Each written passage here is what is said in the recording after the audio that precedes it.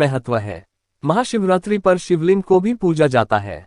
देवों के देव महादेव शंकर भगवान से जुड़ी जो सबसे खास बात है वो यह है कि केवल शिव ही हैं जिन्हें मूर्ति और निराकार लिंग दोनों रूपों में पूजा जाता है। आज हम आपको शिवलिंग से जुड़ी कुछ खास बातों के बारे में बताएंगे।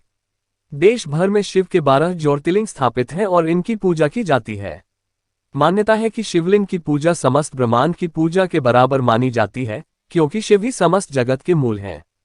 शिवलिंग के शाब्दिक अर्थ की बात की जाए तो शिव का अर्थ है परम कल्याणकारी और लिंग का अर्थ होता है सृजन। लिंग का अर्थ संस्कृत में चिन्ह या प्रतीक होता है। इस तरह शिवलिंग का अर्थ हुआ शिव का प्रतीक। भगवान शिव को देव आदिदेव भी कहा जाता है, जिसका मतलब है कोई रूप ना होना। भगवान शिव अनंत काल और सृजन के प्रतीक हैं। भगवान शिव प्रतीक हैं आत्मा के, जिसके विलय के बाद इंसान परमब्रह्म को प्राप्त कर लेता है। शिवलिंग का महत्व। शिवलिंग के संदर्भ में स्कंद पुराण में आकाश को भी लिंग स्वरूप माना गया है। शिवलिंग वातावरण सहित घूमती हुई पृथ्वी तथा समस्त अनंत ब्रह्मांड, क्योंकि ब्रह्मांड गतिमान है, की धुरी है। शिवलिंग का अर्थ अनंत भी है, जिसका मतलब है कि इसका कोई अंत नहीं है, न ही प्रारंभ है।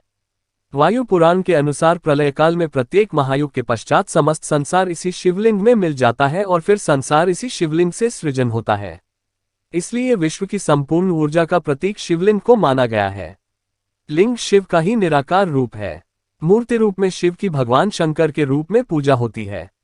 शिवलिंग का इतिहास कई हजार वर्षों पुराना है। आदिकाल से शिव के लिंग की पूजा प्रचलित है। सभी देव देवताओं में शिव ही एकमात्र भगवान है जिनके लिंग स्वरूप की आराधना की जाती है। इस संदर्भ में भिन्न भिन्न प्रकार की कथाएं और मान्यताएं हैं। कहा जाता है समुद्र मंथन के समय में विष समाप्त करने के लिए शिव ने सारा विष अपने कंठ में रख लिया।